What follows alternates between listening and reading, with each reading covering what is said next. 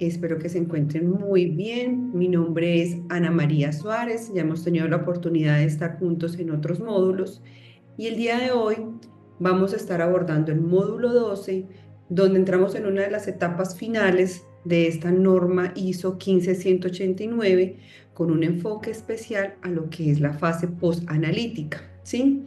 Obviamente abordando temas desde la seguridad del paciente, que se viene trabajando en toda esta norma con ese enfoque, pero también desde los principios básicos de confidencialidad, imparcialidad, y por eso lo llamamos a este módulo como fase posanalítica, una mirada desde la 15189.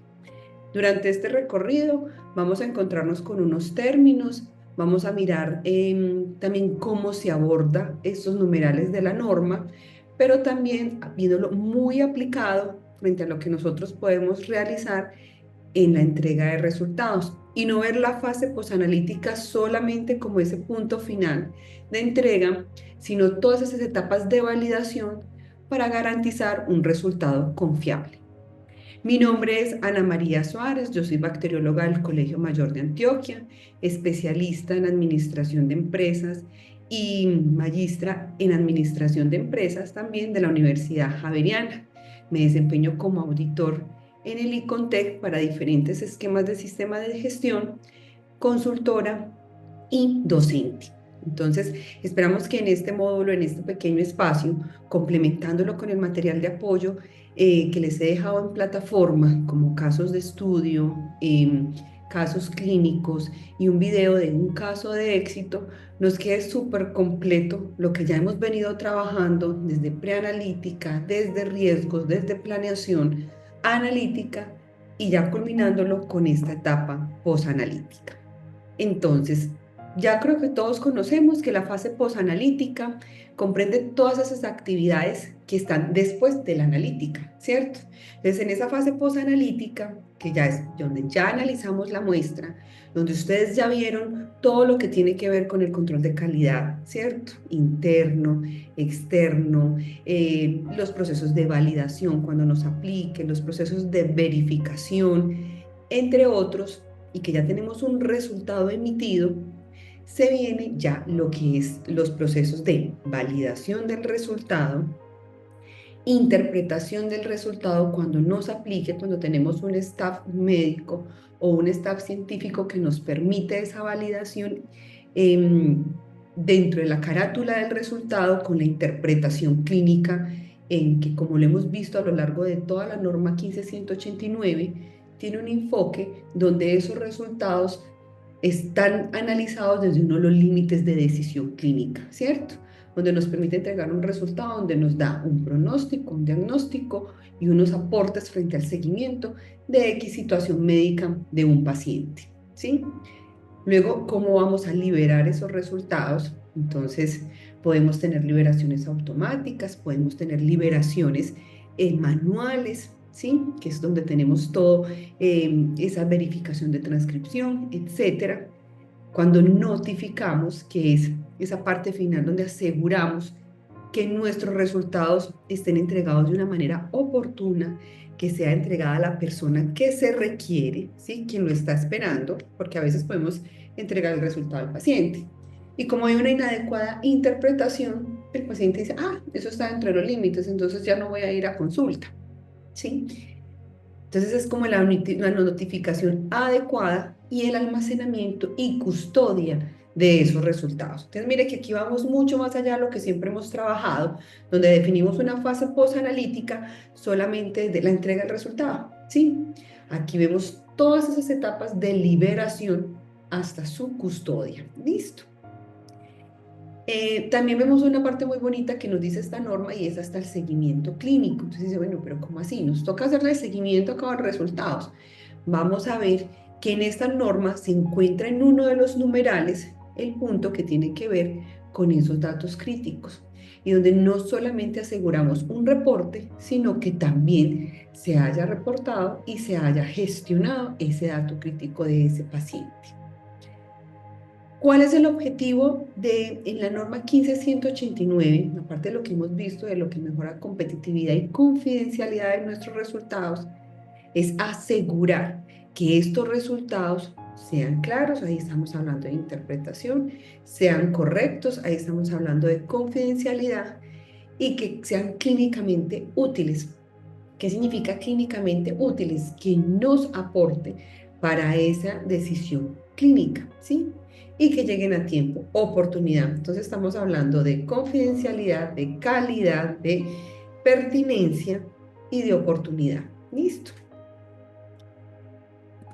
Bueno, entonces ahora sí, entremos en materia. Veníamos hablando que cuando vemos a lo largo de toda la norma 15189, hablamos de seguridad del paciente, ¿cierto?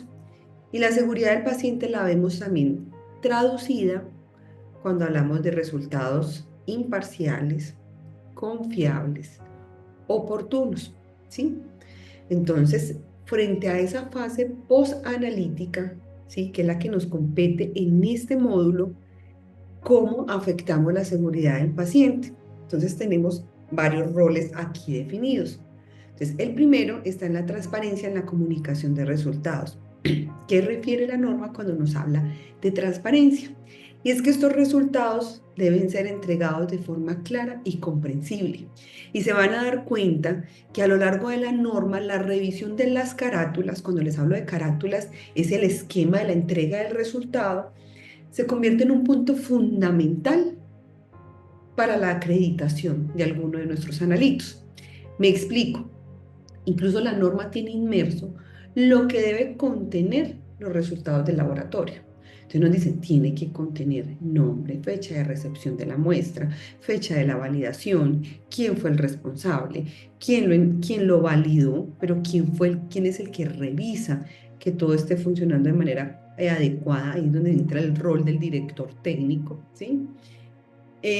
Donde nos dicen que debemos revisar esos valores de referencia, asegurar que esos valores de referencia sí son los que estamos trabajando, donde debemos asegurar la comunicación si estamos entregando un resultado que fue remitido a un tercero.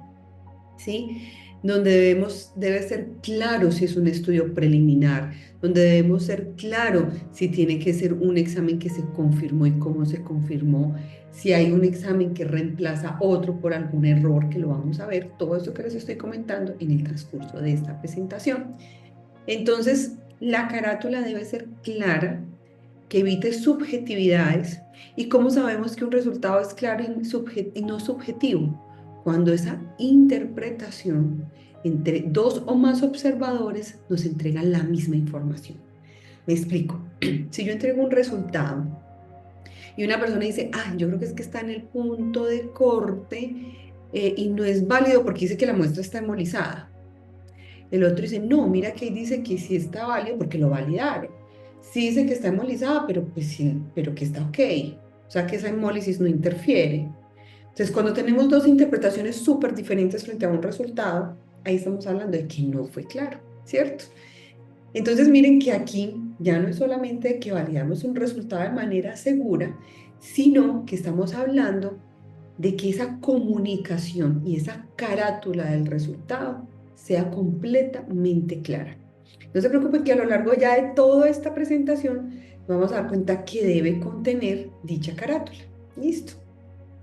¿Qué es lo importante? Que a partir de eso se tomen decisiones adecuadas, ¿sí? La decisión adecuada puede ser, vamos a tener otros exámenes adicionales.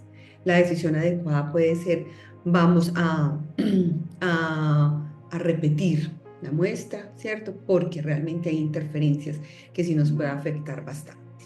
Listo. En otro de los puntos de la fase post-analítica, con este enfoque en la 15189, es la verificación de los resultados críticos, ¿sí? Entonces, aquí ya vemos como parte importante es que se incluya la revisión y la verificación de cualquier resultado crítico. Esos resultados críticos los define el laboratorio con base a unos criterios que establecen. Eso no es un estándar. ¿Por qué? Porque depende del tipo de población que nosotros estamos atendiendo. Si yo tengo una población materna, cualquier toxoplasma positivo va a ser crítico, ¿sí? Si tengo otro tipo de población, quizás allí no va a ser tan crítico tener este resultado. Si yo tengo una población diabética, pues los valores de glucosa van a ser críticos y lo mismo que lo de función renal, de acuerdo a esa población que nosotros manejamos. Entonces, esos límites de decisión clínica y esos valores críticos se definen en ese staff consultor que cuenta el laboratorio, donde tenemos equipo médicos, también la parte técnica, los bacteriólogos, microbiólogos, para definir qué va a ser un resultado crítico para nuestro laboratorio. Una vez se definan qué es importante, cómo va a ser ese canal de comunicación para notificar de manera inmediata y en tiempo real un valor crítico. ¿Listo? Entonces, en el rol de la seguridad del paciente es asegurar, cuando la norma nos dice asegurar es que sea trazable hasta su entrega, ¿sí? Asegurar de que ese resultado crítico sí se haya entregado y gestionado, ¿sí? También el tercer rol que ocupa las fases posanalíticas, ya hablamos de confidencialidad. Entonces es cómo se almacenan los resultados, cómo se transmiten los resultados con esas medidas de seguridad. Aquí entran lo que son los sistemas de información, cómo se garantiza ese cumplimiento de la normatividad frente al tratamiento de datos personales y que realmente se asegure la privacidad y la confidencialidad del paciente. Listo. Recuerden que esta norma también nos tiene un ítem donde hablamos de investigación. Entonces también aquí esos datos que obtenemos de esos procesos investigativos, ¿sí? Ahora, eh, hemos conocido todos, ¿cierto? Hemos tenido diferentes momentos donde hablamos que en la fase posanalítica y preanalítica es donde se concentra el pareto de errores en el laboratorio clínico. Cuando hablamos de errores del laboratorio clínico, hablamos de errores que afectan la calidad del diagnóstico, ¿sí?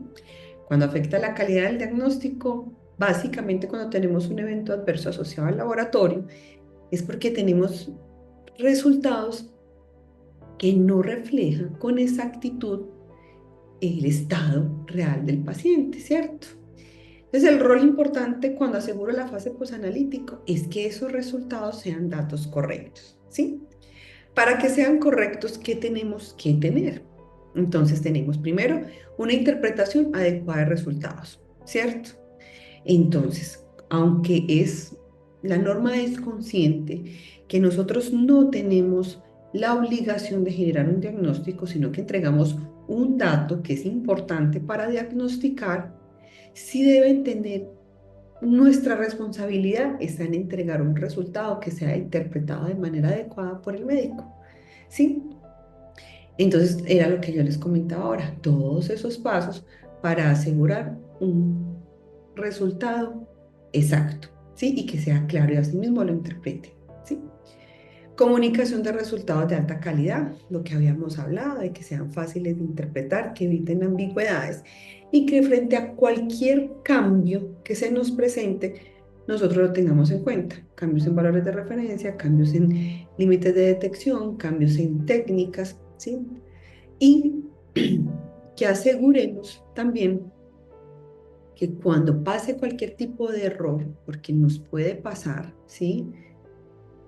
Frente a esa emisión del resultado, tengamos un mecanismo claro de comunicación para retener o subsanar ese diagnóstico mal emitido, ¿sí? Y también hablamos de entregados con precisión y a tiempo, lo que hemos hablado siempre, pues que es la oportunidad, que ese siempre ha sido un atributo que se viene trabajando incluso desde normas de sistemas de gestión como la 9001. Listo.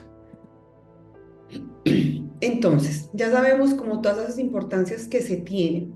Sin embargo, a pesar de que somos conscientes de lo que debemos asegurar en la fase posanalítica, normalmente nos damos cuenta de que tenemos una falla o un error, ya es cuando detona. Es decir, cuando ya tenemos el síntoma, cuando ya tenemos el evento adverso o el incidente, ¿sí? Y lo que nosotros buscamos es que podamos encontrarlos antes de esa entrega de resultados, ¿sí? Pero ya nos vamos a dar cuenta que es que las barreras de seguridad normalmente en el laboratorio se enfocan mucho en la fase preanalítica, más no tanto en la posanalítica.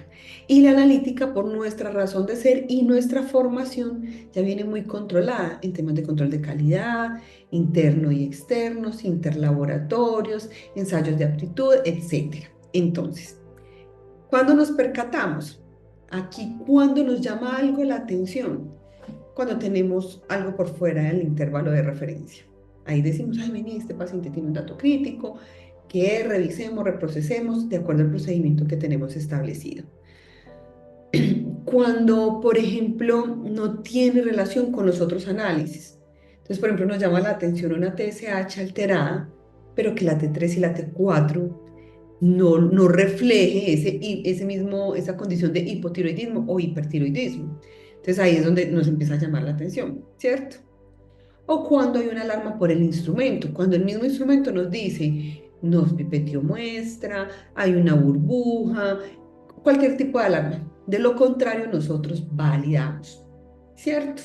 Me entró el control, la prueba está bien, eh, y no hay una alarma, válido, ¿sí? Pero ya nos vamos a dar cuenta todos los filtros que se deben tener en cuenta para poder garantizar una validación de un resultado cumpliendo con estos criterios de la 15189. ¿Listo? Bueno, entonces, cuando nos pasa algo de lo que veíamos anteriormente, ¿sí? Que está por fuera del intervalo, que no me cumple con los otros parámetros biológicos, que el instrumento me genera una alarma, normalmente, ¿qué es lo que hacemos? Repetir el análisis. ¿Listo?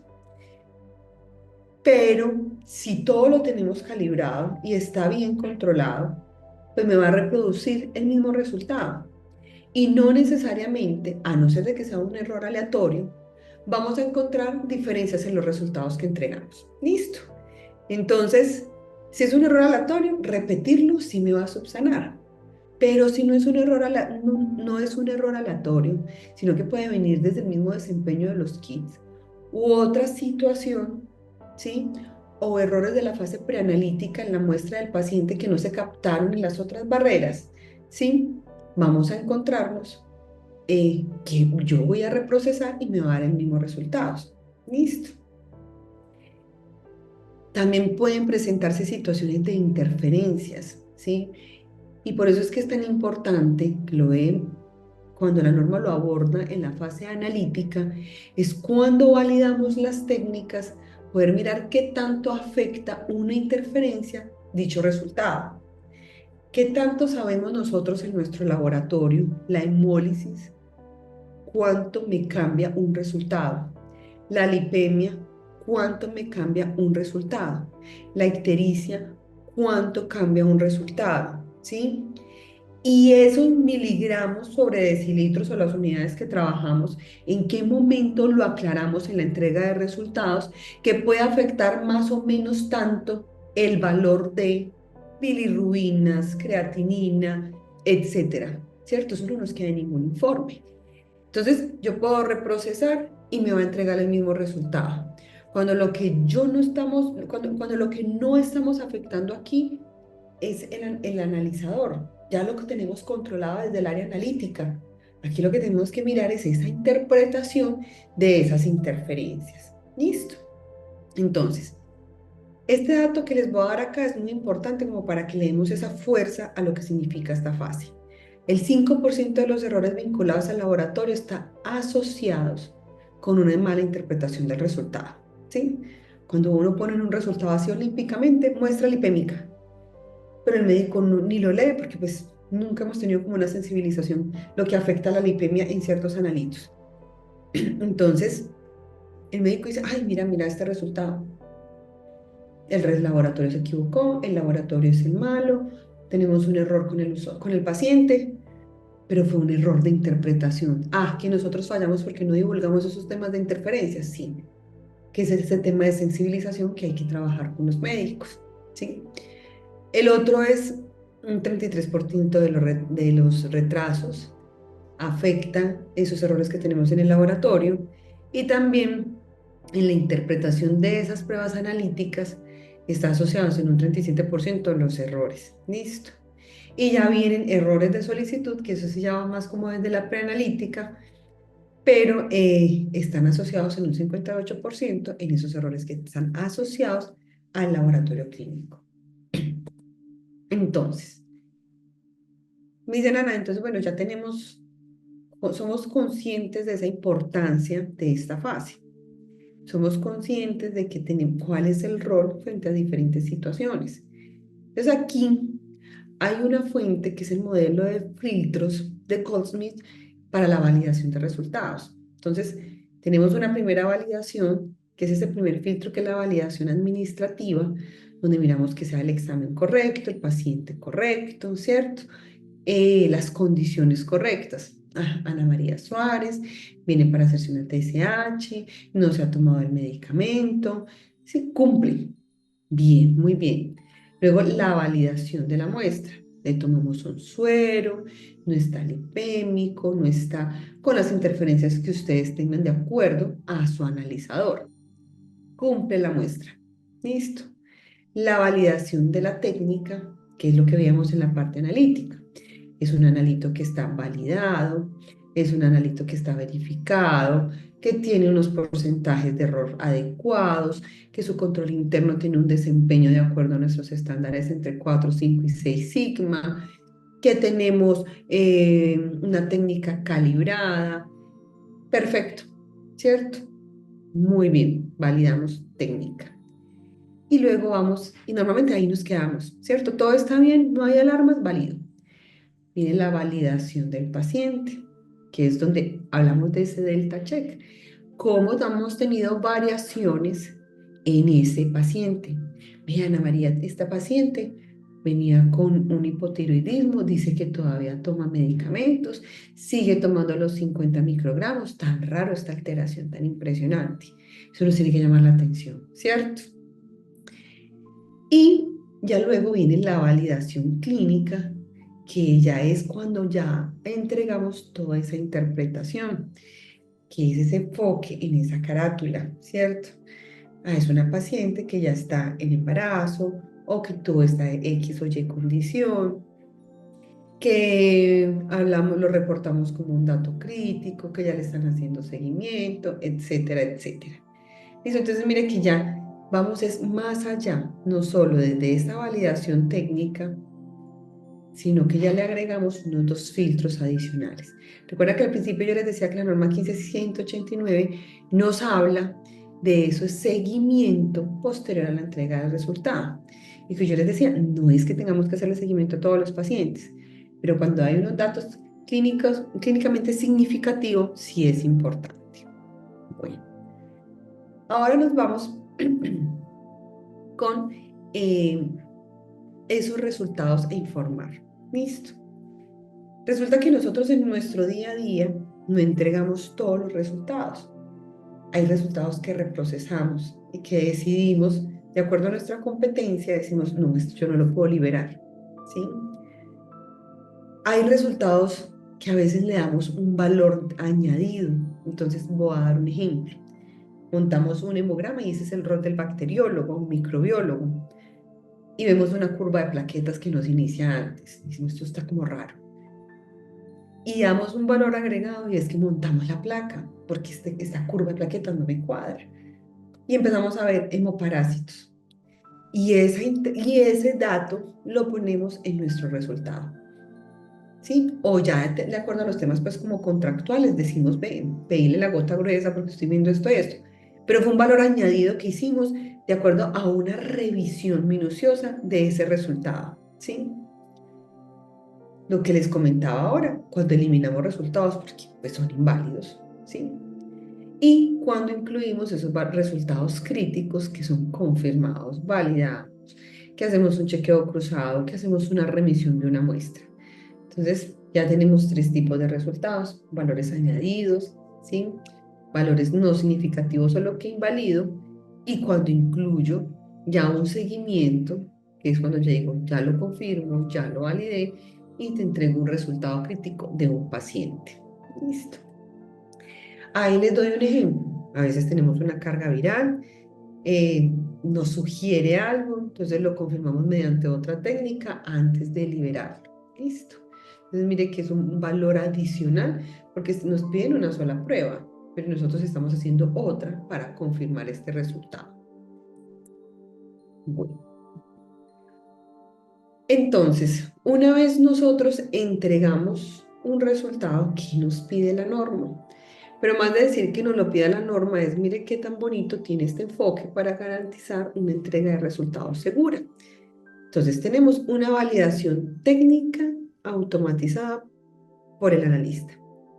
Esa validación puede ser con una validación automática, ¿sí? Pero también puede ser una validación manual. No todos los laboratorios, y no significa que los que están acreditados todos cumplen pues como con unos criterios de automatización, pero normalmente estos podemos tener y encontrarnos también con requisitos cuando hacemos una validación manual.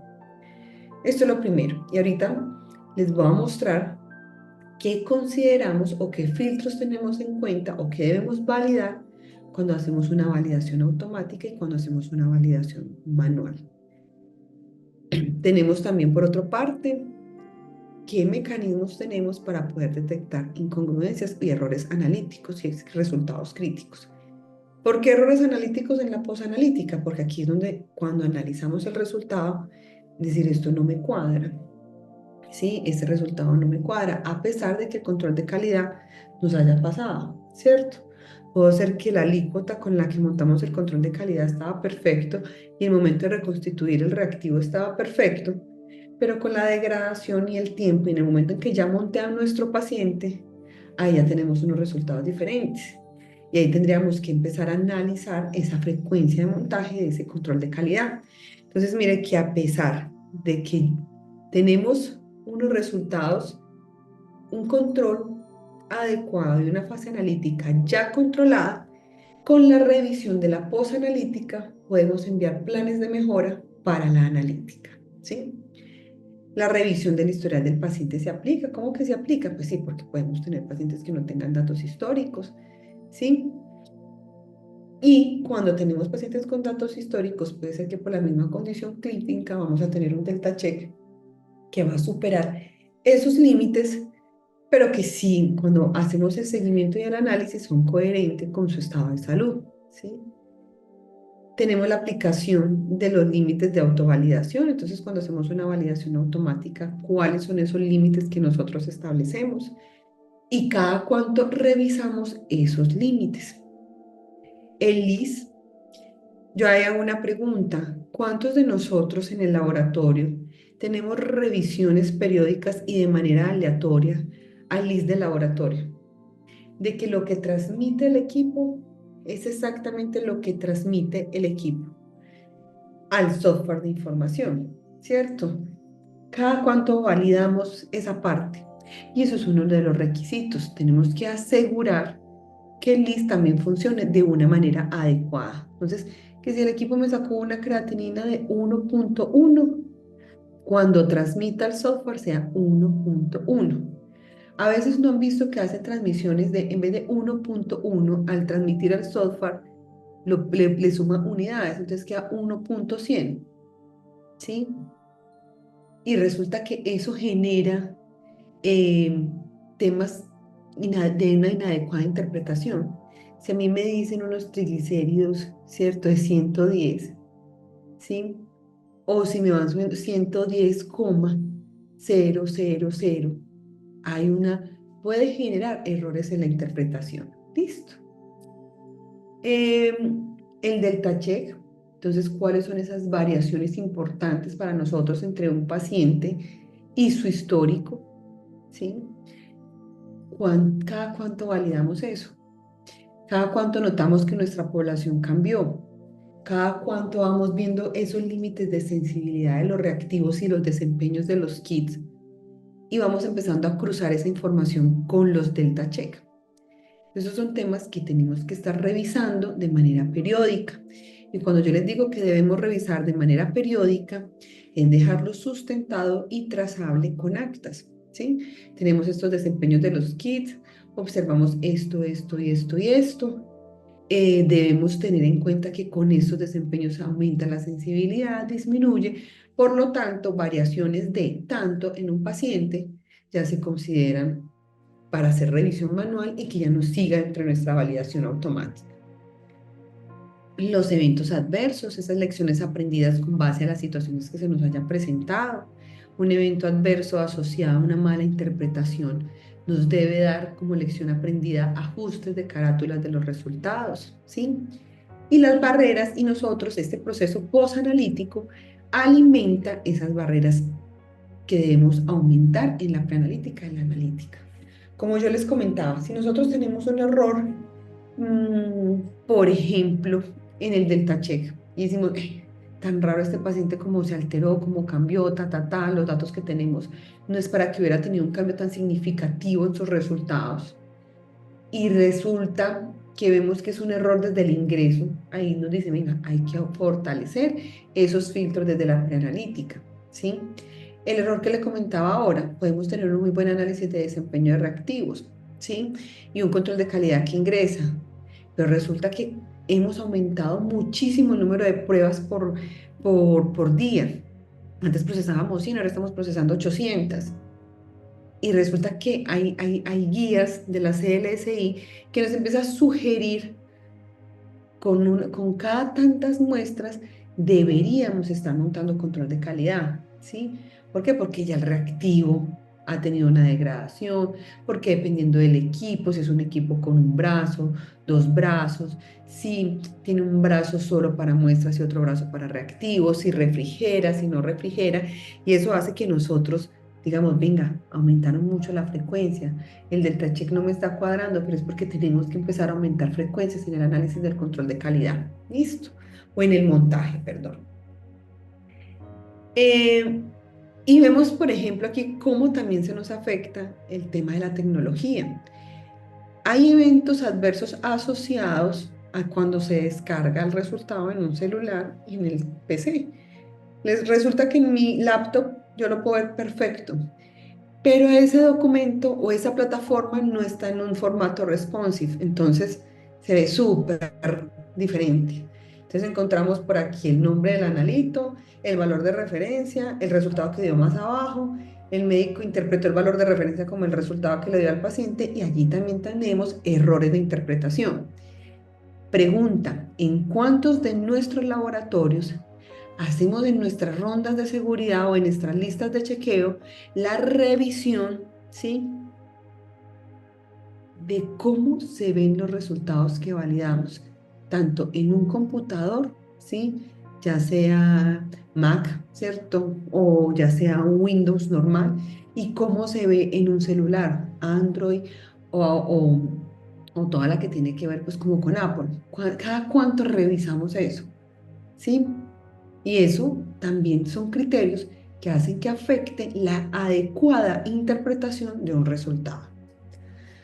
Bueno, entonces, el laboratorio debe documentar, ¿sí? Cómo se hace toda esta revisión, ¿sí? Entonces tenemos primero, tenemos un resultado, se hace una revisión de toda la información y empezamos a mirar que no haya errores preanalíticos, que la muestra esté bien marcada, que la muestra sea adecuada, que no esté coagulada, etcétera, que esas características de los procedimientos y medidas sean las correctas. Entonces, por ejemplo, que no haya alarmas en los analizadores, que las unidades de referencia sean las adecuadas, que la dilución que se empleó sean las permitidas de acuerdo a la sensibilidad y especificidad de nuestra técnica, ¿sí? Si tiene esa muestra detecciones, por ejemplo, de las interferencias y cuántos miligramos tenemos de hemólisis, de lipemia, de ictericia, que afecte el resultado, ¿cierto? Ya entonces tenemos como toda esa validación de la muestra y de la técnica. Miramos ya cómo nos fue con el control interno, cómo está ese control externo y si todo está correcto, ya ahí ya decimos, bueno, vamos a revisar que el valor si está dentro de los límites o está por fuera, ¿sí? Si está por fuera, ¿cierto? Entonces miramos mecanismos que tenemos establecidos para comprobar.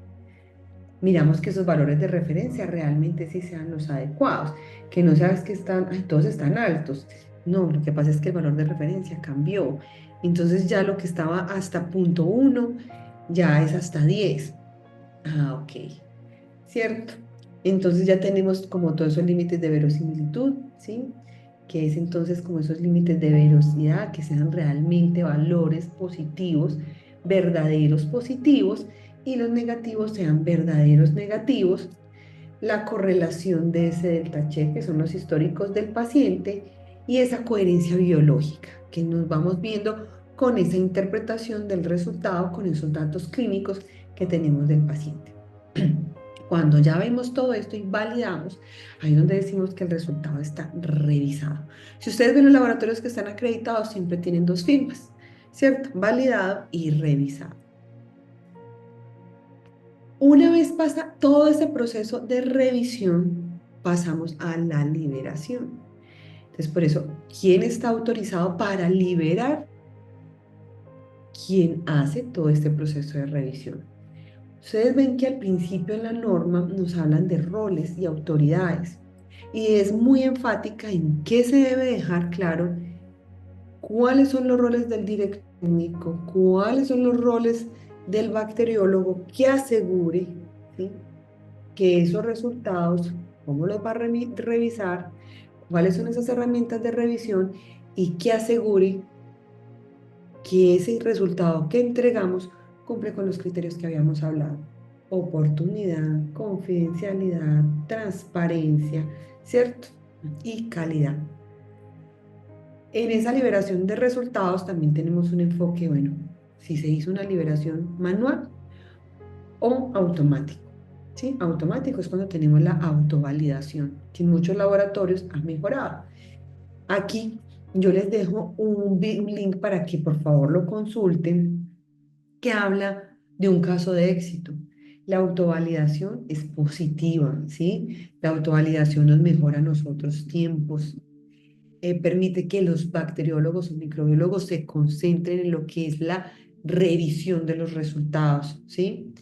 La gestión del resultado crítico, mejora temas de clima organizacional, tiene muchísimas ventajas, pero sí debemos tener un algoritmo muy claro, unos filtros muy bien establecidos y revisiones periódicas de estos filtros.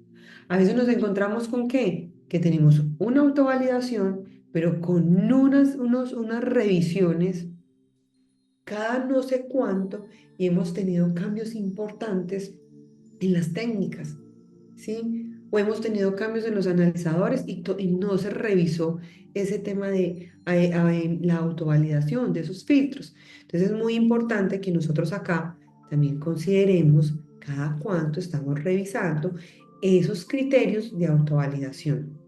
Y para las pruebas manuales, ¿qué mecanismos tenemos para validar todo lo que validamos de manera manual? Si los transcribimos, si tenemos una revisión cruzada, listo. Y lo que siempre hemos hablado, la revisión de los tiempos de todo ese proceso, de la liberación de toda la entrega del resultado, de su revisión, de su validación y de su liberación.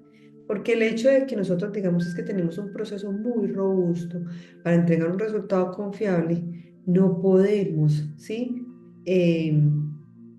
desestimar la importancia de la entrega de un resultado oportuno. Listo. Entonces, por ejemplo, cuando hablábamos de quién está autorizado, quiénes son los que están autorizados, capacitados y entrenados y asegurar su competencia frente al equipo de las hormonas. No todos pueden procesar biología molecular, no todos tienen la capacitación y el entrenamiento para procesar microbiología. Entonces, por eso es cuáles son esas firmas autorizadas para estos procesos de liberación. ¿Ok? Bueno. Resulta, entonces hasta ahí vamos bien, ¿cierto? Entonces reconocemos importancia de fase preanalítica, reconocemos que tenemos un montón de cosas por verificar que no lo habíamos tenido en nuestro radar, que es, por ejemplo, la revisión del LIS, la revisión del Delta Check, la revisión de todo el proceso como tal para garantizar la liberación. Listo, ya liberamos y entregamos el resultado. Resulta que durante ese proceso de liberación nos vamos a encontrar con unos casos excepcionales. ¿Cómo cuáles vamos a tener entonces? Por ejemplo, liberación de resultados parciales, ¿sí? Que son esos provisionales, que son esos preliminares, que lo vemos muy frecuentemente en microbiología. Necesito un preliminar de esos hemocultivos, necesito un preliminar de ese urocultivo, necesito un preliminar de la BSG. Dígame cuánto va a los 30 minutos, ¿sí? Entonces, como es un preliminar, nosotros debemos asegurar que esté muy bien identificado que sí es un preliminar. Y luego asegurar que el que se envíe como definitivo quede identificado como un informe final y que el anterior, el preliminar, ya quede de manera obsoleta. ¿Sí? Que digamos un hemocultivo negativo al segundo, a las 24 horas de incubación. Y resulta que a las 72 ya tenemos crecimiento. Pero por allá un médico todavía sigue viendo el de las 24. ¿Sí? Entonces, y él está tranquilo. Ah, porque es que aquí yo tengo este preliminar de hemocultivos de negativo. Entonces, ¿cómo aseguramos que ese definitivo realmente sí llega a las manos para realizar el adecuado diagnóstico y que reemplace a ese preliminar que fue emitido previamente? Entonces, por ejemplo, a veces ponemos nota. Este informe preliminar tiene validez hasta el día mañana, por ejemplo. O sea, algo que quede claro que esa información es solamente por ese momento, que ya mañana llegará otro informe que va a tener una validez por este otro momento. Listo. Entonces, aquí les doy como un ejemplo. Estos son datos inventados, estos datos no provienen de un caso clínico ni de datos reales de un paciente, es más netamente como para la explicación. Entonces tenemos el nombre, la identificación, la edad, esto que nos lo pide la norma, fecha de la toma de muestra, ¿sí?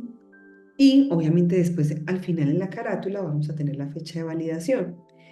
Aquí dice entonces cuándo se emitió ese resultado de manera parcial. Y dice que tiene esta hemoglobina, ta. Listo. Y que está en proceso todo esto. Sino que el médico dice, mándeme ese poquitico. Pero que quede claro que este resultado le falta esto que se lo ordenaron, ¿sí? Para que el médico que cambie de turno, que haga la ronda, esté pendiente de esto y no tengamos reprocesos y vuelvan a mandar y volver a sangrar al paciente, costos para el sistema, más falta de oportunidad. Entonces, aquí es donde es importante. Listo. Aquí vemos un ejemplo donde dice, ese informe corresponde a un reporte parcial, ya que algunas pruebas aún se encuentran en análisis. Es claro lo que todavía queda en análisis y los resultados faltantes pueden ser van a ser entregados cuando finalice. ¿Sí? Para la interpretación clínica integral se recomienda esperar el informe final. Entonces, mire que en este informe es claro que se está entregando, que hay todavía algo en proceso. Listo. Y aquí, entonces tenemos, por ejemplo, un hemocultivo, un resultado bacteriano positivo. Aquí estamos diciendo las observaciones, ¿cierto? Este resultado preliminar debe ser considerado de alta prioridad, ¿sí? Y nos dice que todavía está pendiente esa identificación definitiva y las pruebas de sensibilidad, ¿sí? Pero también estamos entregando un resultado crítico y que ese resultado preliminar va a estar en modificación y que el definitivo se va a entregar en 24 a 48 horas. Listo. Entonces, mire cómo es claro que estamos entregando un reporte preliminar y que va a haber otro que lo va a sustituir. Entonces, aquí tenemos ya el definitivo, ¿sí? Entonces, miren la nota que tiene aquí. Este informe sustituye el informe preliminar emitido en tal fecha. Todos los resultados acá han sido verificados, validados. Bueno, entonces, miren cómo aquí ya entregamos todo el antibiograma. Ya tenemos la definición, la identificación definitiva del microorganismo y que nos está diciendo que ajuste al informe anterior, que este ya no es el definitivo. Listo. Entonces, Liberamos resultados y podemos liberar parciales. Ahí vamos. Otra opción, liberamos resultados y resulta que esos resultados son frutos de una transcripción, ¿sí? ¿Por qué puede haber una transcripción? Porque lo remito y no tenemos un software que me permita tener list con el laboratorio remitente, o porque son esas pruebas manuales que hacen que nosotros no tengamos conexión pues como con un list y se requiera una transcripción. Listo. Entonces, como estamos tan sujetos al error humano, debemos tener muchas barreras. Y todas esas barreras y todo ese procedimiento debe estar documentado. Listo. Entonces, necesitamos un chequeo cruzado, por ejemplo, en las pruebas críticas. Si son pruebas, por ejemplo, infecciosas, cuando utilizamos pruebas rápidas. Entonces, me mira, yo reporté esto, esta es mi hojita con todos los resultados, revisa por, verificado por, revisado por. Listo. Eh, Podemos tener listas de verificación propias y es lo que llamo un yo con yo, ¿cierto? Porque a veces no va a tener un par que me revise. Un listica de chequeo, entonces reviso nombre del paciente, identificación del paciente, número de la prueba, reporte de la prueba. Y le pongo, por ejemplo, no solamente un código, sino otro identificador, tanto a cassette como a formato, para yo tener ahí una verificación que me obligue a estar repitiendo varios identificadores, ¿sí? Entonces, por ejemplo, cassette número 4, resultado negativo del paciente 00078. Cassette 4, paciente 00078, ¿sí? Y todo esto debe estar como procedimientos normalizados. ¿Por qué un procedimiento normalizado? Pues uno, porque me lo pide la norma, pero más que eso, es para que podamos tener mecanismos de verificación. Recuerde que nosotros todo trabajamos bajo un ciclo PHBA. Lo planifico, lo ejecuto y verifico. ¿Y qué verifico? Lo que está documentado. Y si no funciona, entonces ya decimos, si no está documentado era porque no teníamos conocimiento. Pero si está documentado es porque es falta de adherencia. Entonces ya sabemos que nuestros planes de acción deben ir enfocados a mirar cómo hacemos que mis laboratoristas, bacteriólogos, microbiólogos sean adherentes a ese proceso. Y la asignación de roles. Entonces, ¿quién va a ser el que transcribe? ¿Quién va a ser el que valide? Asegurando esa objetividad. Listo.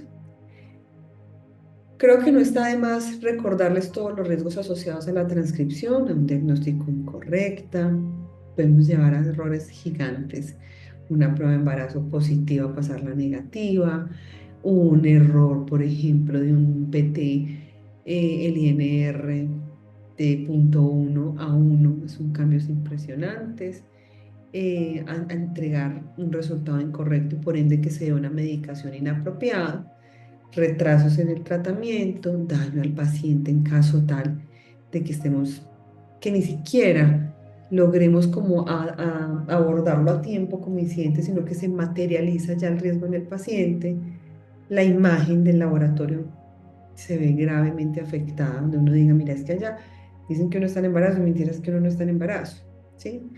Por eso es que se debe asegurar que esas barreras para la transcripción de resultados se encuentren normalizadas, documentadas y verificadas. Listo.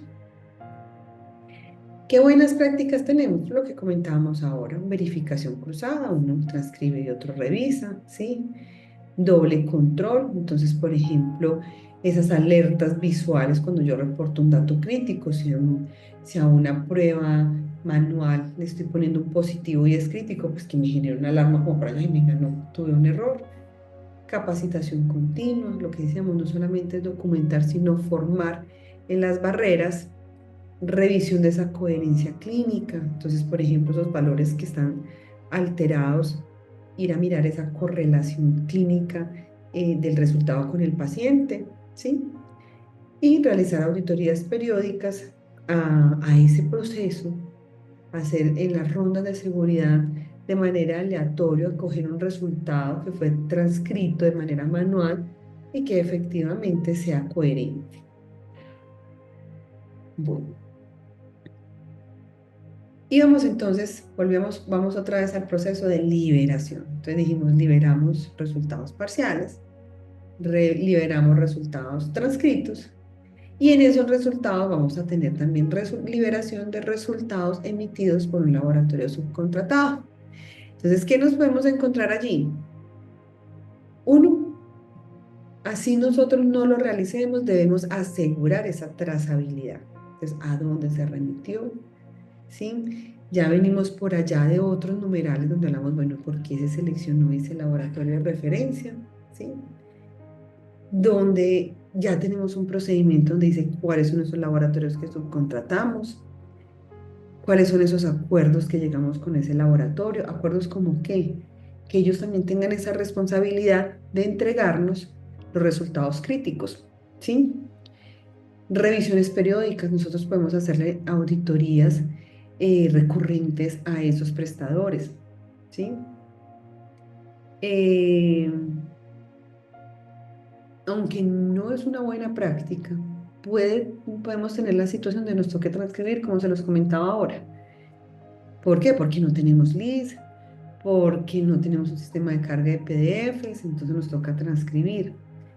Entonces, cuando eso pasa, asegurar que se haga una transcripción fidedigna, donde se diga a qué laboratorio se remitió, asegurar que sean los valores de referencia, asegurar el método, la técnica.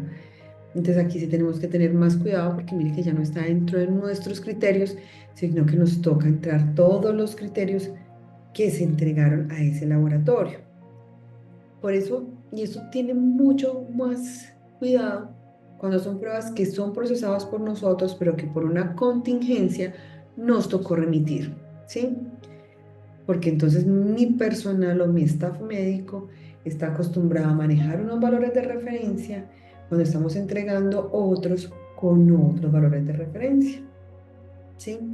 Entonces aquí también es muy importante que se asegure esa adecuada transcripción en los casos que por fuerza mayor no podemos entregar el resultado real, pues el original. Eh, Cuando tenemos estas situaciones debemos integrar ese sistema de gestión de calidad nuestro con el de ellos. Que ellos digan, por ejemplo, nosotros tenemos dentro de nuestros procedimientos que el resultado, si da con este valor crítico, debemos reportarlo inmediato. Ellos, no, nosotros no, bueno, entonces eso no es crítico.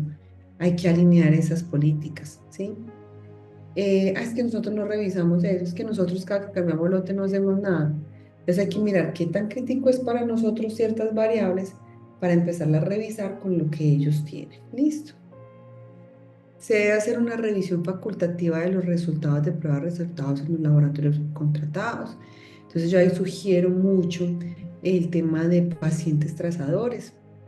Nosotros remitimos a este laboratorio, remitimos la 17 hidroxiprogesterona. Laboratorio X, el día 5 de mayo remitimos una 17 hidroxi. Por favor, emítame en ese control de calidad interno de ese día, ¿sí? Y el correspondiente al ciclo del externo. Fue validado por Pepita Pérez.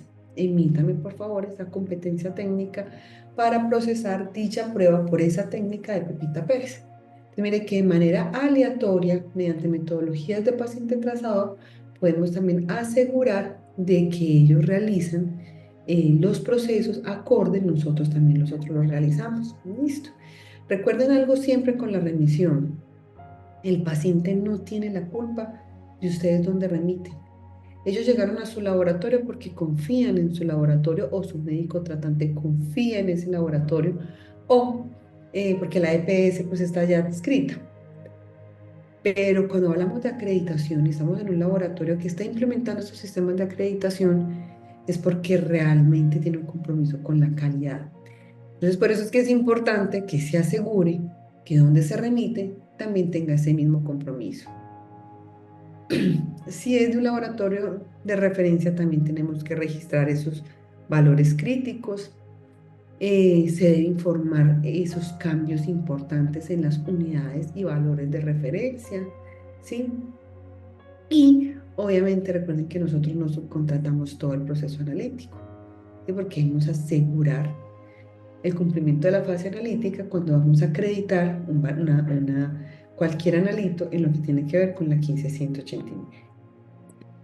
Bueno, luego pasamos a todo el tema te estamos liberando. Liberamos parciales, ya sabemos liberar un definitivo cuando pasa todo ese proceso de revisión. Liberamos transcritos, liberamos resultados ya subcontratados. Ahora tenemos que en esa parte de validación, ¿sí? Podemos validar de manera manual o de manera automática. ¿Qué es la validación automática? Cuando tenemos esos delta check, cuando tenemos que pasa por un list, cuando tenemos que pasa por un algoritmo que nos involucra varios filtros que nos dicen si este resultado se puede validar solito, si el bacteriólogo o microbiólogo valide. Perfecto. O cuando causan los filtros y dicen, esto no lo validamos solo, esto lo debe tener una revisión por parte del bacteriólogo responsable. Entonces, aquí les voy a dar un ejemplo y por eso les pido ese link que revísenlo porque nos hace muy claro cómo funciona ese sistema de filtros. Entonces, llega un resultado de cualquiera de las áreas y empieza el primer filtro. ¿Está entre los valores de referencia? Sí, no. Ah, no está entre los valores de referencia, pero este analito es muy crítico si está cuántas unidades por encima. Es muy crítico tantas unidades por encima. No es crítico en tantas, entonces empieza a darle como un puntaje. Si tiene más 10, por ejemplo, es 8, una escala de 1 a 10. Si tiene más 20, 100, 10. Si tiene más 5, 2. ¿Y cuáles permitimos que pase el filtro de validación automática? Los que estén en 1 y en 2. Los otros se quedan para que los valide el bacteriólogo, ¿sí? Pasa ese filtro, listo, están estos que están dentro del valor de referencia o que están más 2 o más 5, ¿sí? Ahora el control de calidad interno. Está dentro del control, pasa el siguiente filtro. Siguiente filtro, delta check. ¿Cuántas variaciones se permiten entre una toma y otra? Ah, se permite tantas variaciones. Está dentro del límite, pasa para el siguiente filtro. No está dentro del límite, lo sacamos para que lo valide el bacteriólogo. ¿El instrumento generó alguna alarma? No, sigue. El instrumento generó alarma, pasa para la validación manual. Listo. Entonces es como un embudo. Véanse en ese video que está súper sencillo, donde me permite decir, va pasando, va pasando, va pasando, y ya lo que se logra filtrar se valida de manera automática, permitiendo mejorar esos tiempos de oportunidad. Listo. Y haciendo que nosotros esos tiempos que nos estamos ahorrando los enfoquemos en esa revisión de resultados que tenemos que hacer de los que no pasaron el filtro. ¿Listo? Entonces se filtra, se valida y ya se libera de manera automática sin intervención manual. ¿Listo? Eso nos mejora calidad, reducción de carga laboral. Tiene muchísimas ventajas, pero recuerden siempre que así como lo tenemos estandarizado, es importante que le tengamos mecanismos de verificación. Estar revisando de manera periódica que esos filtros sí estén funcionando. Estar revisando de manera periódica que si tenemos cambios en alguno de estos puntos, se estén revisando. Listo. A veces vemos cambios en técnicas, cambios en instrumentos, cambios en la sensibilidad, cambios en el desempeño de los kits de los reactivos y esto no lo han revisado. Bueno, y los métodos manuales también se deben validar, ¿sí? No solamente son los métodos automáticos. Entonces, cuando tenemos pruebas muy manuales, debemos validar y calcular su incertidumbre con base en esos verdaderos positivos, en esos falsos negativos, falsos positivos y verdaderos negativos. Entonces, simplemente, ¿qué es un verdadero positivo? Un enfermo que realmente sí está enfermo y que le dio el resultado positivo. Un falso positivo que estaba sano y que el resultado le dio positivo. Un falso negativo que estaba enfermo y que le dio negativo. Y un verdadero negativo que estaba sano y le dio negativo. Entonces, ¿cómo calculamos esa sensibilidad, esa técnica? Entonces, esos son fórmulas de verdaderos positivos sobre verdaderos positivos más falsos negativos.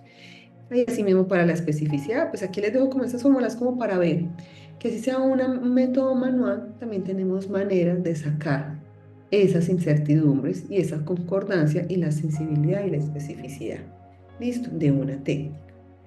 Y luego ya lo llevamos a lo que tiene que ver con la validación del resultado, donde miramos que efectivamente esto sí tenga la concordancia cuando hicimos esa transcripción de este resultado. Bueno, entonces, ¿qué vimos? Importancia de la fase posanalítica, su rol en la seguridad del paciente, porque tiene tanta importancia, tiene un numeral completo en esta 15189, y luego veíamos cómo vamos controlando las diferentes barreras.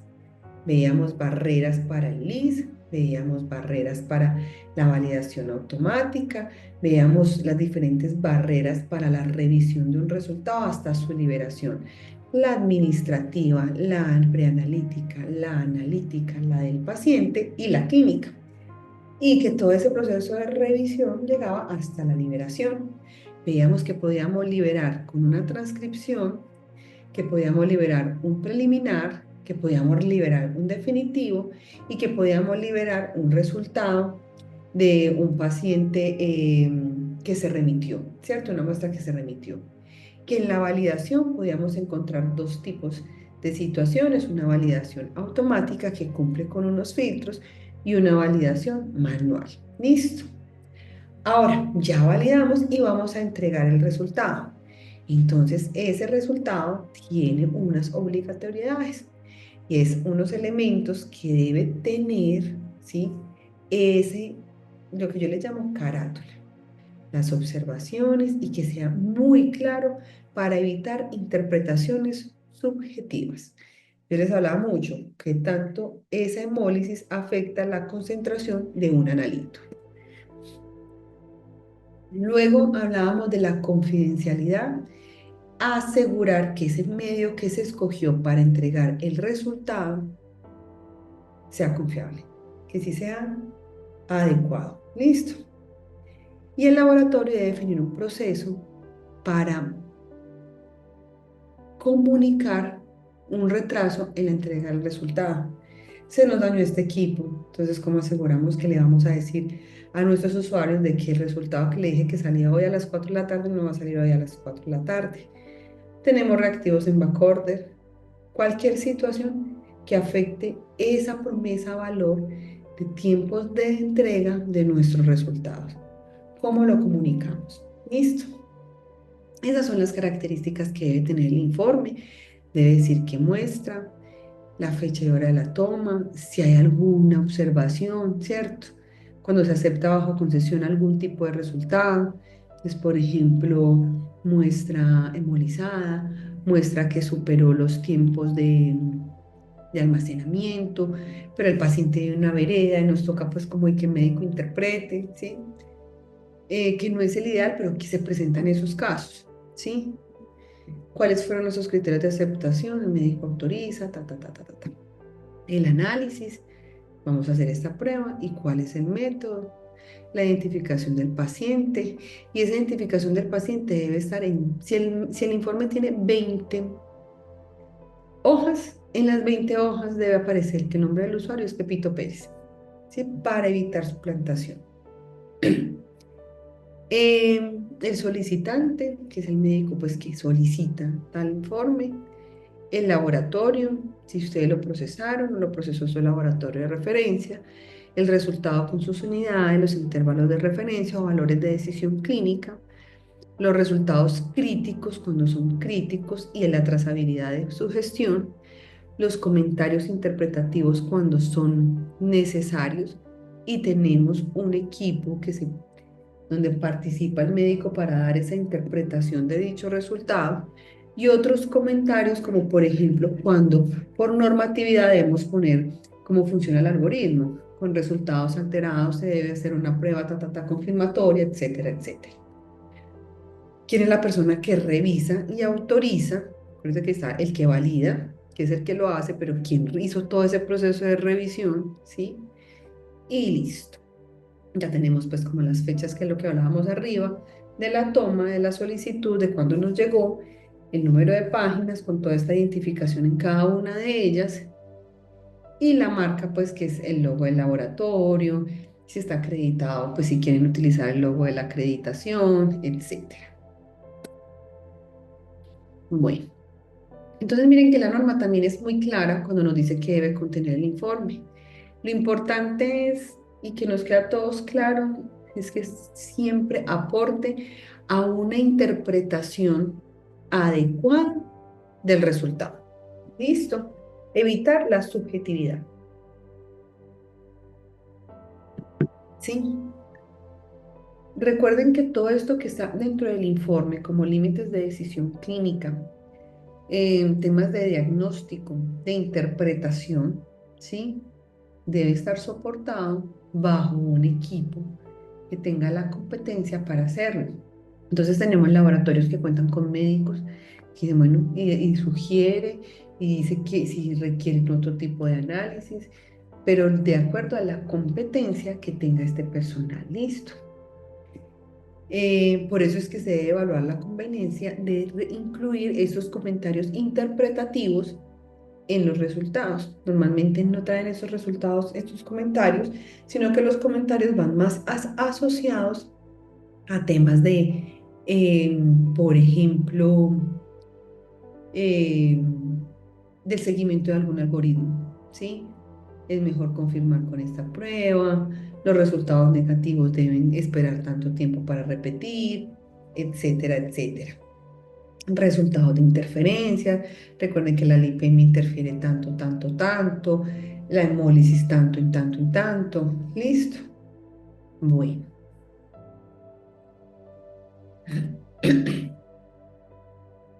De esos resultados vamos a encontrar los resultados críticos y los errores. Para ambos casos, la norma contempla estas dos situaciones. Los resultados críticos deben tener protocolos definidos para un resultado crítico, ¿sí? Y debe ser trazable toda esta información. Debe comunicarse de manera inmediata. Entonces tenemos un resultado crítico que ya tenemos definido cuáles son los resultados críticos. Con base en ese resultado crítico, a quién informamos, cuándo lo notificamos, quién fue el responsable, incluso los intentos fallidos de esa comunicación y hasta su gestión, hasta su seguimiento. Ya captaron al paciente, ta, ta, ta. Listo. Y los resultados erróneos que fueron liberados también deben tener esa trazabilidad. Se emitió un resultado de un PT de manera inadecuada, se captó, se sustituye, se explica, se elimina, hasta que ya aseguremos que el paciente tiene el resultado de su médico tratante que asegura el resultado real de la condición del paciente. Listo. Bueno, ambos son servicios no conformes dependiendo de. Entonces, la segunda, pues es un servicio no conforme siempre y cuando ya no haya afectado al paciente, porque ya lo vamos a trabajar como un evento adverso o como una queja, porque ya el médico lo vio y dijo, mira, ustedes se equivocaron con esto y esto y esto. Y los resultados críticos, pues el servicio no conforme es cuando no se gestiona a tiempo, ¿sí? Cuando lo hacemos y no es de manera inmediata, por lo que tenemos establecido en los protocolos, o cuando no gestionamos un dato crítico, o cuando ese dato crítico no le hacemos seguimiento hasta su parte final. Bueno, entonces, aquí tenemos como esos datos esenciales que vamos a encontrar: identificación, resultado, tipo de muestra, fecha y hora, fecha de la notificación. Esto tanto para los críticos como para los erróneos. ¿Quién llamó? ¿Quién fue el que notificó que tenía un resultado erróneo crítico? ¿Quién recibió esa información? ¿Por qué medio de comunicación se recibió esa información? Y que se confirme la recepción de esa información. Fue recibido, ya se captó el resultado erróneo, ya se eliminó, ya tenemos el nuevo resultado, o ya se captó el paciente, ya está en urgencias, etcétera. Listo. Entonces, como recomendación, que siempre la trazabilidad de los dos casos, que son tan importantes en la seguridad del paciente, un dato erróneo como un dato crítico, que se haga una documentación completa. Registrar todas las veces que se notificaron, incluso los intentos fallidos.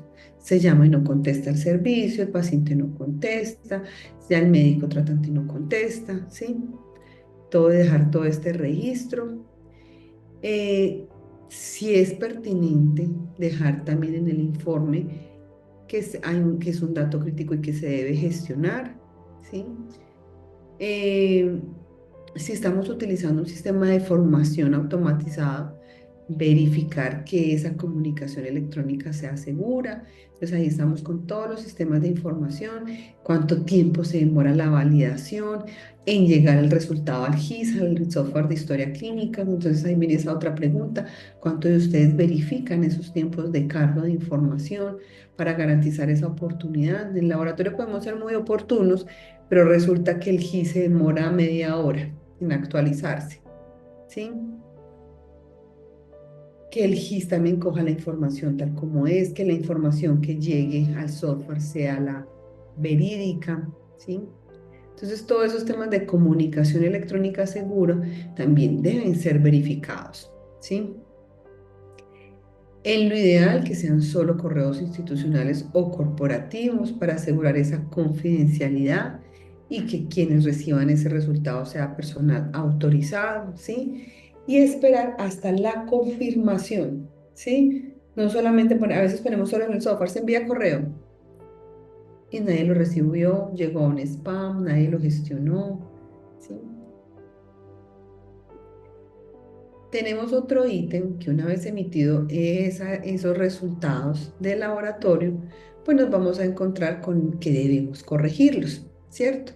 Cuando debemos corregir esos informes se debe documentar en qué caso se hace corrección y cómo se hace la corrección.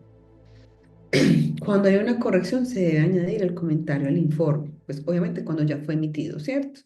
Pues si nosotros logramos captarlo dentro del laboratorio, pues se hace la corrección inmediata dentro del laboratorio, se documenta de nosotros como un servicio no conforme o incidente y ejecutamos planes de acción para que no vuelva a suceder. Pero cuando ya se fue y tenemos que hacer la corrección, ¿sí? Que ya lo registramos, que fue lo que vimos en las diapositivas anteriores, hay que añadir un comentario al informe explicando de por qué se modificó. Por si hay otras copias, sepamos que tenemos uno, que es el válido, cuál es la versión válida y cuál es ese que reemplaza los otros documentos. ¿Listo? Con la fecha de la modificación y la responsable de esa modificación. Recuerden que lo importante es asegurar que ese informe preliminar o ese informe que se corrigió, que tuvo un error, se asegure, ¿sí? Su disposición final de manera adecuada, ya sea un obsoleto, ya sea que se destruye, o ya sea que sea claro para el personal tratante de que hay otro informe que reemplaza esa información que entregamos previa. ¿Qué otros datos podemos encontrar también y que nos lo contempla la norma y que podemos tener manipulaciones posanalíticas? ¿Sí? Una liberación posterior al informe, que es lo que hemos hablado, que no sea un error, ¿cierto? Por ejemplo, no es un error, ¿sí?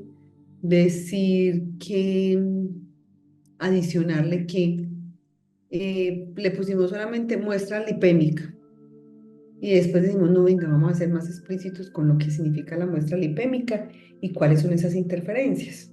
No es un error, pero sí es un valor añadido. Recuerda que al principio hablábamos de esos valores añadidos, ¿sí? Eh, Cuando tenemos cambios en el LIS, que mire que no hay afectaciones, pero son cambios importantes que hace que tengamos que volver a manipular la muestra, la prueba, el resultado. Sí, vamos a cambiar todos estos resultados a este otro servidor, porque entonces estamos haciendo una manipulación de esos datos que debemos llevar a otra parte, no hay modificación ni nada, pero estamos manipulando post-analítico.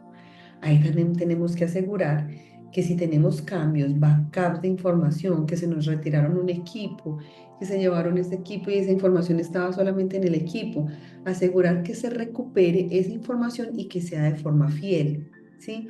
Que si ese backup que tenía allí dice que el resultado era 4,2, haya migrado en 4,2 y no en unos códigos que después sean difíciles de recuperar, ¿sí? ¿Qué acciones son permitidos? Un error de tipo topográfico, que salió en negrilla, ¿sí? Que le adicionamos las notas interpretativas, como que yo les dije, no es un error, sino que es una adición, ¿sí? Un valor agregado.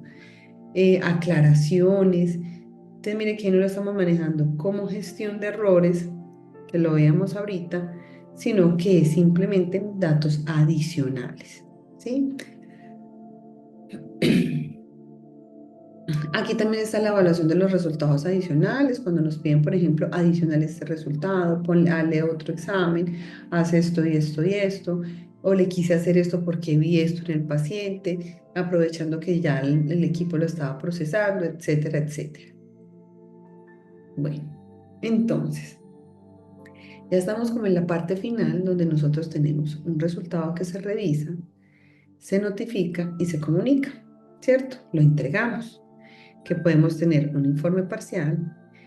Debemos el informe crítico, un informe modificado, ya sea por un error o como lo cualquier situación de datos adicionales y manipulaciones posanalíticas, y tenemos un informe final, ¿cierto? El informe final puede no haber pasado por todo esto, como hablábamos ahorita en la validación automática. Y ya aseguramos que se entregue a un receptor autorizado. Listo. Ya ahí podemos tener laboratorios donde sugiera, donde eh, permita asesoramiento, ¿cierto? Ya tenemos muchos laboratorios que lo hacen, que le entregan resultados por parte de un staff médico, donde sugieren, como por ejemplo en el caso de pruebas genéticas, infecciosas, cuando la normatividad nos pide asesoría post-test, donde tenemos también una parte de asesoramiento. Y ese asesoramiento también hace falta en nuestro sistema de gestión de calidad. Tenemos entonces el resultado revisado y se notifica, ¿sí? Pero para llegar de acá a acá hemos pasado por estos procesos. El informe provisional, el resultado crítico, el modificado y el final. Eso es lo que vimos ahorita. Un proceso de asesoramiento, ambos, que se garantice que se entregó al receptor que es. Todo este proceso debe estar documentado, ¿sí? Y verificado. Entonces, acuérdense todo lo que verificamos. Verificamos el funcionamiento del LIS, verificamos el funcionamiento del algoritmo de autovalidación, verificamos el tema de los tiempos de carga y de la comunicación del LIS con el GIS, ¿cierto? Con el software de historia clínica. Mire que ya no nos quedamos solamente en esa lista de chequeo de seguridad del paciente donde el proceso. Resultado correcto, paciente correcto. No, mire que ya aseguramos hasta la comunicación al receptor autorizado. Bueno, y recuerden que todas las normas, bueno, entonces vienen con esa estructura en un ciclo PHBA. Entonces planeamos, que son todos esos procedimientos, ejecutamos, miramos todos los diferentes mecanismos de verificación. Y por último, obviamente, cuando encontramos este tipo de desviaciones, nos vamos a encontrar con oportunidades de mejora, ¿cierto? ¿Con base a qué? A esa estadística de incidentes, a esa estadística de servicios no conformes, a cuando ustedes reportan que veníamos, se nos está pasando barreras desde la fase preanalítica, etcétera. ¿Listo? Cuando los indicadores de calidad nos fallan. Entonces, por ejemplo, tenemos un indicador de oportunidad, implementamos un proceso de autovalidación y no nos mejora la oportunidad. Mira, ¿qué tenemos que hacer? ¿Sí?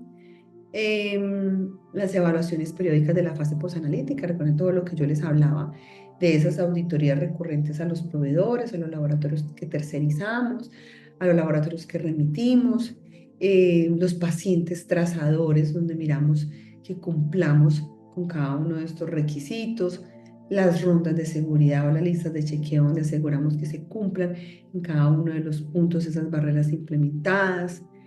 La auditoría interna, mire que el proceso posanalítico va más allá, ese proceso posanalítico hasta que se asegure esa comunicación al receptor, ese proceso posanalítico que va hasta la asesoría y al aseguramiento, ¿sí? el cumplimiento de la protección de datos, de la confidencialidad de los sistemas de información, cómo los sistemas de información ejercen un rol importante en este proceso de que se cumpla, de que se asegure, de que si hay backups o manipulaciones se actualice la información, que se recupere y se recupere de una manera fiel, ¿sí? Con las diferentes actualizaciones. Entonces, por ejemplo, que ese proceso posanalítico se alimente de los cambios que se han realizado en la fase preanalítica y analítica. Cambiamos de kit, cambiamos de unidades de referencia, tenemos estas otras interferencias que son importantes y nos hemos considerado, ¿sí? Cambiamos en los tiempos de oportunidad, esta prueba se está remitiendo, la comunicación, por ejemplo, en el tema de tenemos pacientes que estos resultados no van a salir el día de hoy, ¿sí? Validaciones de los lists, lo que hablábamos, muy importante validar que el list sí funcione de manera adecuada, con las milésimas, las unidades, las mismas unidades que me está entregando el equipo y que sea coherente con esos valores de referencia y la validación de esa validación automática, ¿sí? De que cada uno de esos filtros efectivamente sí se cumpla acorde a lo que nosotros tenemos establecido, ¿sí? Ya para terminar, estos son los puntos que debemos documentar, ¿listo? Que es prácticamente todo lo que hemos venido hablando. Entonces tenemos un control de calidad interno que viene desde la parte de la revisión de los resultados. Entonces que el resultado esté bueno, que tenga concordancia con esa información clínica que nosotros estamos entregando, que haya concordancia con esos resultados anteriores. Entonces, ¿cuál es esa desviación que nosotros estamos permitiendo en ese delta check? ¿Cuáles son los criterios para nosotros repetir? Acuérdense que yo les comentaba que repetir no es lo único que asegura que un resultado sea confiable, ¿sí? Revisar entonces y llamar la atención, es que procesamos mucho hoy, es que se nos triplicó el volumen, el control se montó a las 6 de la mañana, estamos ya a las 8 de la noche, hemos montado tantas muestras, hemos cambiado, etc. Los alertas y los intervalos definidos, como cuáles son esos intervalos para una emisión automática, cuáles vamos a hacer una revisión facultativa, cuáles son esos valores críticos, cada cuánto revisamos ese tema de calibraciones, cuáles son esos resultados de control que permitimos, ¿sí? En la notificación de resultados, entonces, el informe electrónico o en papel, mirar que en ambos el formato del informe sí cumpla con esos requisitos y que garantice que sea una comunicación completamente clara y transparente. ¿Cómo nos vamos a comunicar? ¿Cuáles son esos medios de comunicación que vamos a utilizar? ¿Cómo se expresa el resultado? ¿Cómo sensibilizamos al receptor autorizado de la interpretación de los resultados que tenemos? ¿Cómo vamos a notificar esos mecanismos de retraso cuando no tenemos un resultado que lo vamos a entregar en los tiempos establecidos? ¿Sí? ¿Cómo vamos a explicar y quedar a conocer cada vez que tenemos una modificación? ¿Sí? ¿Cómo aseguramos que ese resultado preliminar o ese resultado con un error se capta y se entrega el definitivo? ¿Sí?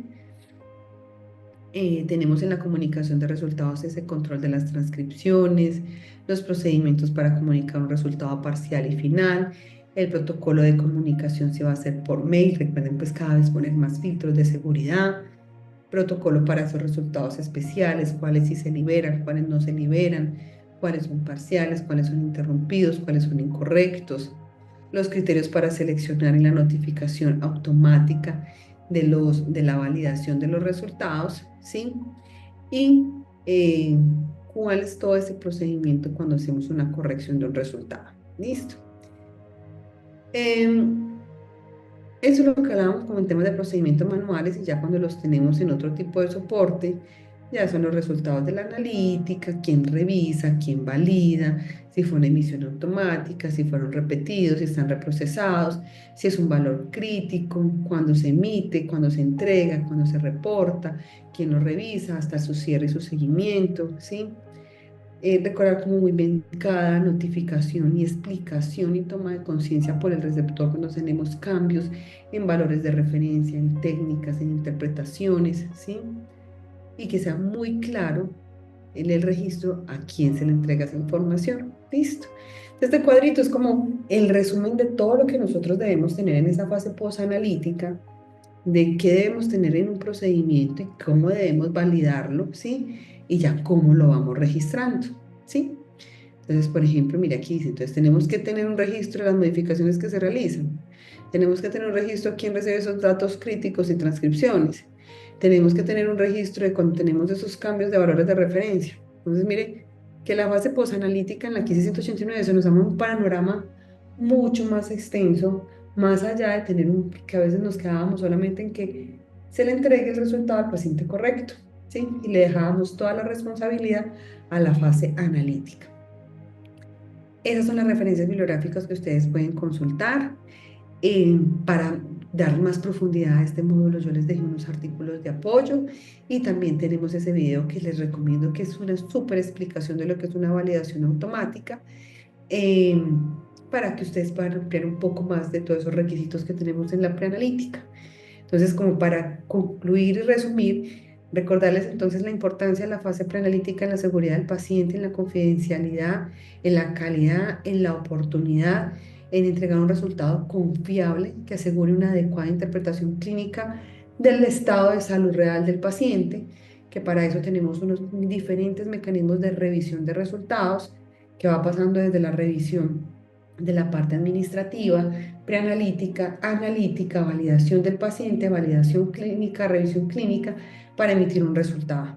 Que esos resultados pueden ser parciales, que esos resultados pueden ser definitivos, que pueden venir de una validación automática, que pueden venir de una validación manual, que podemos tener resultados que se transcriben de manera manual, que podemos tener resultados erróneos y que cada uno de ellos deben tener unos mecanismos de verificación y comunicación y registros a que sea trazable para cada uno de estos casos, asegurando que una adecuada interpretación, que una vez se revisa, se libera un resultado y que la liberación de ese resultado debe asegurar que vaya al receptor correcto, que se comunique de una manera correcta y que ya sea por un LIS, por un GIS, por una aplicación móvil o un resultado físico, se asegure que esa información sea confiable, sea fiel a lo que queremos decir y sobre todo asegure una adecuada interpretación, ¿sí?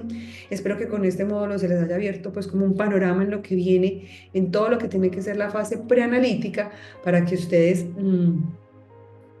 pongan cada vez más barreras y más filtros y más mecanismos de revisión y verificación para asegurar que tenemos y estamos entregando un resultado confiable. Muchísimas gracias por este espacio. Espero que haya sido de su total agrado y entendimiento. Eh, Quedo atenta a sus inquietudes y les deseo un muy, muy, muy feliz resto de semana. Muchas gracias.